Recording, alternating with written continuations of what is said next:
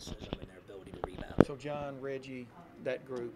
Yeah, and I think our guards too, because our bigs are going to be locked up, blocking out, and engaging with some big guys. So our guards got to swoop in and help us on the glass a little bit. We can't leak out, and we've got to be able to be competitive. I'm not saying we have to win the rebound battle to be successful, but we can't get annihilated in that area. We have to compete on the backboard. John, it looks like Cooper could play out for most teams in the country. What's that say about him, and what's it say about the level of college, in college basketball? Well, obviously he's a terrific player. He's a spectacular talent. The thing I'm most proud of him, though, is when he first came, he was a talent guy. Now he's a guy who understands how to play the lead guard position with that talent. When he first came, I don't know if he could tell you what time and score and shot clocks and how to play with the lead and how to exploit mismatches and how they're playing certain screens and all those different things. And now he knows all those things. He asks, he watched films, he's become more of a student of the game. So he's become a lead guard now with that talent. So that's allowed him, I think, to continue to get better. I laugh, 2 years ago he weighed 148 pounds the week of the Georgetown game. We weigh in every Monday. This Monday he was 178. So he's 30 pounds heavier, he's stronger, just matured, he's just become a better player. Coach, talk about how important it would be for the team to be shot ready. It seems like the three ball is the great equalizer. It is. Obviously against them with their size, you've got to be able to make shots at a certain level to give yourself the best chance. And I think we've emphasized at a high level being ready to shoot the ball. Blake, I didn't think we were ready to shoot the ball on Sunday night in the first half. Second half we were, and I've used that reference with them all week that we've got to be ready from Jump Street. Shot ready. We don't want to take bad shots, but we want to hunt good ones.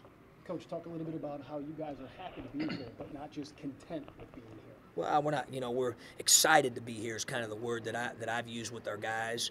Obviously at this point for us, our guys know. I mean, you get beat tomorrow, you're done. So that's the beauty of the tournament. That's why everybody likes it. It's a survive and advance atmosphere environment, and our guys have been focused all week. And I think it's helped too that a lot of people have said to them, hey, are you just happy to be here? Hey, all that stuff. And I think that's put a chip on a couple of those guys' shoulder. John, now that you need the reinforcement, when you and your kids see Lehigh's beat Duke and Norfolk State beat a Missouri, does it reinforce the fact that upsets like this happen in the tournament, that Ohio you could beat UNC? Yeah, obviously in the tournament setting where it's a one-game setting, anything can happen. And I think our guys have confidence. They always have confidence when we approach every game.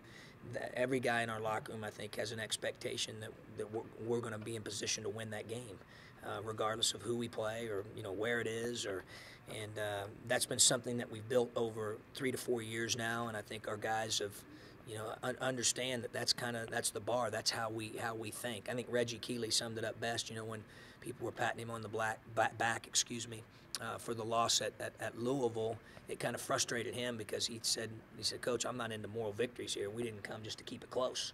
And I think that's the mindset that our guys have had. That's a big reason why we've been consistent and a big reason why we've played some pretty good basketball. Could you talk a little bit about Jim Shouse and how he's kind of helped this program get to this point? Jim Shouse is, we wouldn't be here without him or our president. Their commitment to the entire university and to athletics as an arm of the university and our basketball program being a part of the athletic department is, you can't put, it's impossible to put a price tag on that. Just the commitment level they had, and I sensed it when I took the job. They're a big reason why I came, because I felt like something like this could happen, that we could build it. If you don't have that type of support and that type of vision from your administration, it's hard to get to do something like this. And so, we're thankful for their commitment and, how much they support the university and the athletic department and our basketball program. Can you talk about the exposure that Ohio's getting right now, being the second weekend of the tournament, how that helps recruiting-wise in Sure. laying the foundation for the Well, I future? think it helps. Obviously, kids want to, winning, success breeds success. Kids want to play in winning programs. Kids want to have a chance to play in the tournament. And, obviously we've certainly haven't arrived. I think we can keep building it, but we've shown here, recently a track record that we're on an incline, and I think kids want to be associated and attached to winning programs. Coach, was that part of the sell to get Evo? Evo? Yeah, Evo's, he was a late signee, and his mom, great lady, Aziza. And I think opportunity was a big part of that. They were the first class that we recruited. I think he saw some opportunity. I think he felt a connection to our staff. Coach Walker did a tremendous job recruiting him.